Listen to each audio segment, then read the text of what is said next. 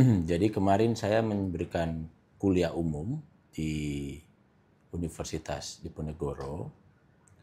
Salah satu poin yang saya sampaikan adalah kebaikan atau poin keuntungan jika kita bekerja di luar negeri. Karena sebenarnya bekerja di luar negeri itu selain gajinya besar, juga kita menimbah pengalaman, kita melakukan transfer knowledge, transfer skills, dan bisa membangun networking global. Dari situ sebenarnya saya melihat, saya menyatakan bahwa ini kita harus bekerja di luar negeri. Artinya job order yang kosong dalam artian yang ada ini tidak terisi selama ini, sebaiknya diisi oleh masyarakat Indonesia. Jadi saya tidak pernah menyatakan kalian harus cari kerja di luar negeri, enggak. Ada dua pilihan bekerja hari ini. Yang pertama, bekerja di dalam negeri itu menjadi kewenangan Menteri Tenaga Kerja. Kalau bekerja di luar negeri memang urusan saya. Jadi saya sebagai menteri ini ada dua tugasnya. Satu, ya dari Pak Prabowo ya. Satu, melindungi seluruh pekerja migran Indonesia yang ada, yang bekerja di luar negeri dari kekerasan, eksploitasi, dan juga human trafficking atau TPPO. Yang kedua, saya harus menjadikan peluang kerja di luar negeri ini sesuatu yang dapat membantu mengurangi pengangguran, kemiskinan, dan juga berdampak pada pertumbuhan ekonomi masyarakat. Nah, sekarang ini ada 1,6 sampai 1,7 job order. Dan job order ini adalah permintaan pekerjaan. Maka saya kira kita baru mengisi 297.000. Nah, 297.000 ini itu kan masih ada 1 juta lebih, 1.200.000 lebih atau 1.300.000 lebih yang yang belum terisi. Sebenarnya karena masyarakat tidak mungkin belum tahu informasinya, maka sebenarnya di luar negeri banyak kesempatan untuk bekerja. Nah, memang untuk bekerja ke luar negeri ini juga tidak mudah, ya. Oleh karena itu harus ada beberapa syarat. Nah, jadi saya ini menteri yang memang tugasnya melindungi pekerja migran, tapi juga tugasnya mencari pekerjaan di luar negeri untuk warga kita yang mau bekerja di luar negeri, yang mau ya, karena ada pilihan di sini dalam negeri. Nah, jadi syarat saya sebagai menteri bagaimana? Mereka berangkat bekerja harus aman, tidak boleh, harus terlindungi ya dari kekerasan, eksploitasi, pelanggaran hak-hak kerja dan seterusnya. Itu yang mereka harus kami lindungi dari mereka. Nah, bagaimana supaya aman? Anda harus berangkat secara prosedural. Anda harus punya skill, harus punya pengetahuan tentang negara setempat, harus punya mental yang bagus, harus punya bahasa yang bagus. Dan kalau sudah di sana, selain tadi yang saya sampaikan keuntungan-keuntungan itu, mereka juga bisa jadi duta-duta bangsa. Duta apa saja, duta ekonomi, duta budaya, duta pariwisata. Nah, jadi konteksnya saya bicara itu adalah tidak ada istilah mengusir.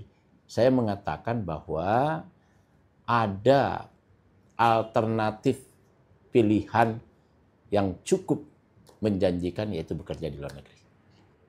Ya, jadi kita perlu melihat data bahwa menurut Menteri Tenaga Kerja ada 26.000 kemungkinan potensi kena PHK sampai akhir 2025. Tetapi menurut Pak Luhut ada sekitar potensi 70.000 serapan tenaga kerja sampai akhir tahun. Kita lihat pemerintahan Pak Prabowo berusaha semaksimal mungkin untuk menciptakan lapangan pekerjaan dalam negeri lewat investasi. Yang kedua yang nyata di depan kita, satu lewat MBG. MBG ini kemungkinan akan menyerap tenaga kerja sekitar 2 jutaan. Dan Koperasi Merah Putih itu akan menyerap sekitar juga 2 jutaan lebih.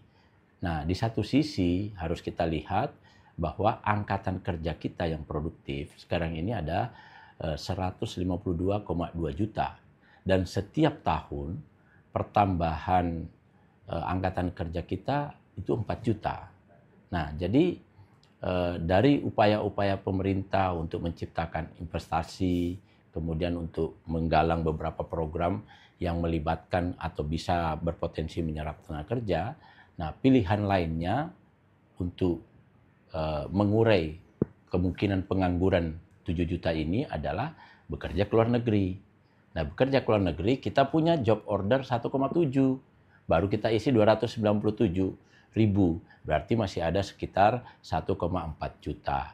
Inilah yang akan kita desain untuk menjadi pilihan-pilihan penyerapan angkatan kerja di Indonesia. Seperti contoh misalnya, kemarin saya memberikan kuliah umum di Poltekkes. Dari Poltekkes ini lulusan setiap tahun 5.000. Saya tanya kepada para pengajar yang terserap 60%, 40%-nya gimana caranya kita mengatasinya. Nah, ini harus ada upaya-upaya lain. Makanya penyerapan angkatan kerja di dalam negeri diupayakan oleh pemerintah dengan kerja kerasnya hari ini. Yang kedua, pilihan lain adalah bekerja ke luar negeri. Nah, tugas saya selaku menteri menyiapkan segala hal supaya mereka yang berangkat ke luar negeri ini aman. Dan kita tahu bahwa kalau kita bisa menempatkan 297.000 saja, maka itu akan juga memberi pengaruh pada devisa negara. Devisa negara yang lahir, yang ada ketika kita mengirim 297.000 adalah 253,3 triliun. Kalau kita misalnya mengirim 425, maka devisa negara yang masuk adalah 439 triliun. Signifikan berpengaruh pada pertumbuhan ekonomi 0,46%. Jadi tidak ada satu maksud bahwa rakyat Indonesia bekerjalah di luar negeri karena di dalam negeri tidak ada pekerjaan, tidak ada itu. Saya menyatakan di kuliah umum itu bahwa ini ada pilihan-pilihan alternatif yang juga sangat menguntungkan karena kita mengirim tenaga kerja ke luar negeri itu bagian dari menginvestasikan sumber daya manusia kita.